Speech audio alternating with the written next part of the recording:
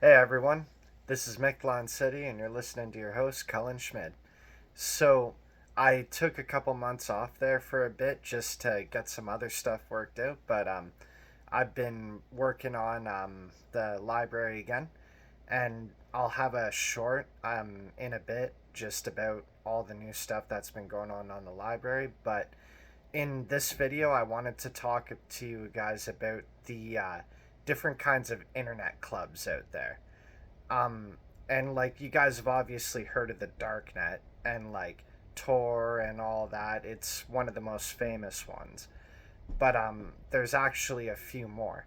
And just to dispel a myth right now, the Darknet's not some bottomless pit. It's the way Tor works is you download the browser and it allows you to browse any site, including onion sites as well, which is where the darknet comes in.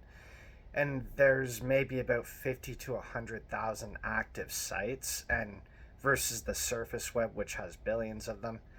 And the way, and I'm going to start with the darknet on this one. The way darknet works is that when you search through it, your I your search goes through three nodes, and each node takes a layer of identity off to the point where in the end node, so it'll take off your IP address, it'll take off who's searching, and then it'll take off where you're going.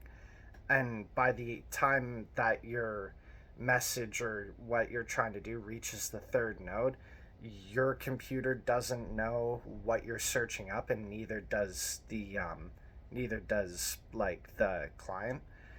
And like because of that, you get some more anonymity in your searching, which means for the most part you can Google stuff if you're in a country that's really restrictive on this sort of stuff. You can Google stuff using Tor and it won't get traced back to you and stuff like that. But there are other clubs out there like this. I just call them clubs for ease of definition. Like one of the other ones is I2P, which is the Invisible Internet Project, and it's way more for file sharing, and it's a little more technical than the Darknet. So, in addition to file sharing, they also do a lot of like chat rooms and stuff like that. And the way that one works is it sends your message out in like a thing of garlic, essentially is what it's called, like metaphorically.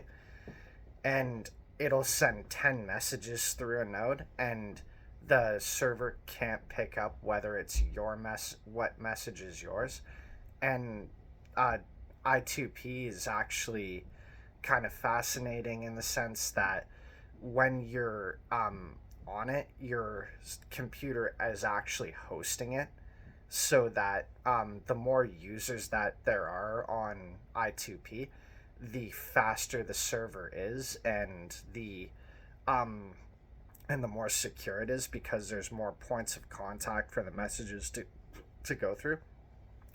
And then, in addition to that, um, it's also a really big place for leaked information, and torrents are really prevalent on this. Same with the Zeronet, which is what I'm going to talk about next. Zeronet is rather new, and um, they operate with BitTorrent tech, and same with I2P. Like, well, kind of a bit different, which is when you're on a website on the ZeroNet, you're hosting it as well. And so the problem with this though is that when there's nobody hosting a site, then it becomes really hard to access, and it's seen a decline in popularity over the last year because of it, especially in 2025 there. And in addition to that, there's also the Freenet, which is one of the oldest ones. And the Freenet, it's really good for long-term document storage, and it's really good in an oppressive regime when you want to get information through, but you can't use the local internet because of how it's tracked. So, just and to summarize on that, uh, it puts data on your computer in chunks, and then from there, you won't exactly know what it puts on, but that's part of the plausible deniability of it.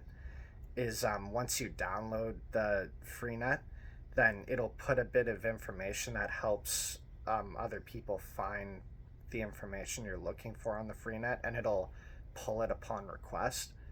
So that's kind of the way that works. And um, so that right there, they're the four internet clubs that are kind of the main ones. Um, Anything else you're looking into things that aren't connected to the internet, there's certain infrastructure that has kind of like they're called intranets, where it'll have its own thing, but it's not connected to like the surface web or anything. It's just its own little thing. And like you'll see military and medical institutions use these. But yeah, so just some research I've been doing, and uh, yeah, and hope you guys are having a great Saturday. And I'll post a video in a bit on what else is going on the channel in a short. But take care, and have a good weekend.